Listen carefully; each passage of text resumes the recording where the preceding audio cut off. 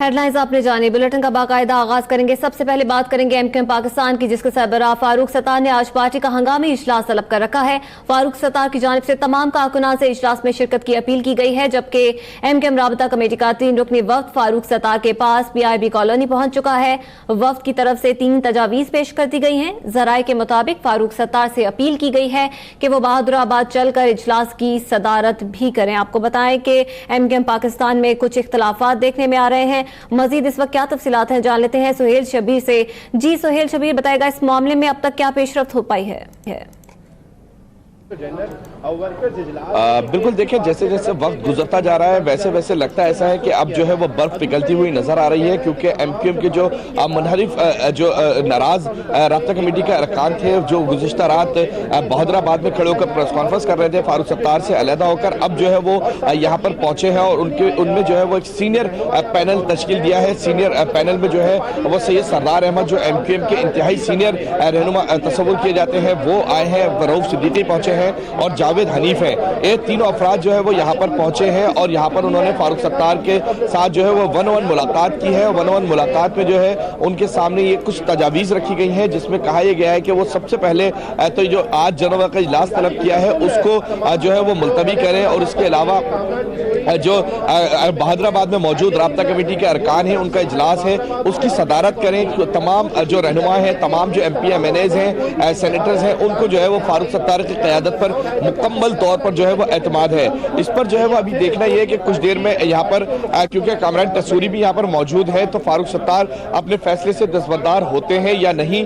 Senate की seat का जो मसला है वो किस हद तक तय पाएगा, इसको जो है वो कुछ देर में जो है वो हल कर लिया जाएगा। लेकिन मैं आपको बताऊं कि यहाँ पर हमने देखा कि यहाँ पर जो एमक्यूएम के कारकुनान हैं उनकी जो आमद है उसका सिलसिला शुरू हो चुका है। फारूक सत्तार की रिहाइश गाह पर तो कारकुनानों को तलब नहीं किया गया है, लेकिन यहाँ से आधा किलोमीटर दूर KMC स्पोर्ट्स कॉम्प्लेक्स में तमाम कारकुनान को जो है वो जमा होने का कहा गया है, जहां जो कारकुनान है वो जमा होना शुरू हो चुके हैं। इससे कबल हमने देखा कि यहाँ पर जो फारूक सत्तार की हिमायत याफ्ता लोग थे वो सुबह से ही जो है वो यहाँ पर पहुंचना शुरू हो चुके थे। अब हम देख रहे हैं कि एमक्यूएम जो मुकम्मल तौर पर 2 धड़ों से जो है वह मुख्तलिफ धड़ों में तकसीम दर तकसीम होती चली जा रही है, उसको रोकने के लिए जो है वो इकदाम करने के लिए यहाँ पर सीनियर लेवल के जो रहनुमा है वो पहुंचे हैं। तो अभी जो है वो फारूक सत्तार या उनकी जानिब से कोई मौक़िफ़ सामने नहीं आया है। लगता ऐसा है कि कुछ देर में फारूक सत्तार की रिहाइशगाह से रहनुमा बाहर आकर जो है वो मीडिया को आगाह करेंगे, या फिर अगर ये वफ्द मायूस वापस जाता है तो यकीनन जो है वो सूरत हाल काफी संगीन हो जाएगी। ठीक है सुहेल, ये बताएगा कि एमक्यूएम के जितने भी इस वक्त रहनुमा वहां पर मौजूद हैं, जो कि फारूक सत्तार को मनाने वहां पर पहुंचे हैं, उनकी जानिब से क्या उम्मीद जाहिर की जा रही है? क्या फारूक सत्तार उस इजलास की सदारत करेंगे या नहीं? बिल्कुल, देखिए मैं आपको बताऊं कि गुज़िश्ता रात की प्रेस कॉन्फ्रेंस में भी फारूक सत्तार ने बहुत ज्यादा तल्ख जुमलों का इस्तेमाल नहीं किया था। उस वक्त भी अगर किसी कारकुन की जानिब से कोई मुतनाज़ा नारा लगाया जा रहा था तो फारूक सत्तार उसको मुस्तकिल रोक रहे थे।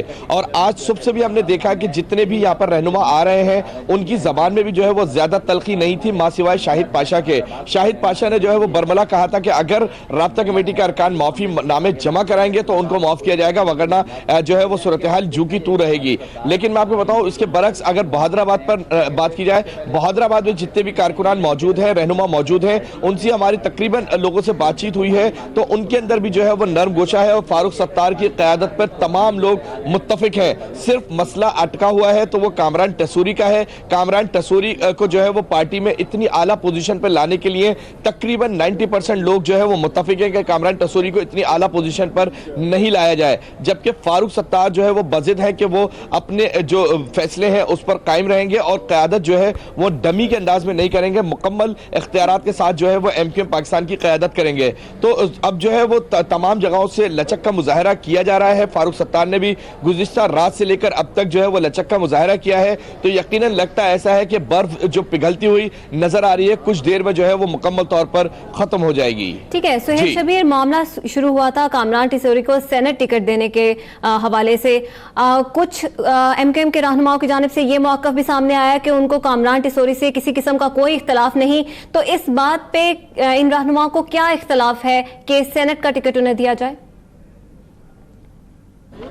देखिए, मैं आपको बताऊं कि सेनेट का टिकट तो जो है वो एक इशू बना है। इससे पहले भी जो है वो आमिर खान ग्रुप, फारूक सत्तार ग्रुप, ये एमक्यूएम में मजबूत तरीन दो ग्रुप थे और इसमें जो है वो पहले से ही चपकलिशें जारी थी। मुख्तलिफ जो बल्दियाती सेटअप के लोगों को ट्रांसफर पोस्टिंग करना, अपने सेटअप के लोगों को जो है वो सेक्टर यूनिट्स में जो है वो तैनात कराना, ये जो है वो ज्यादा असरअंदाज हुआ है फारूक सत्तार की क़यादत पर।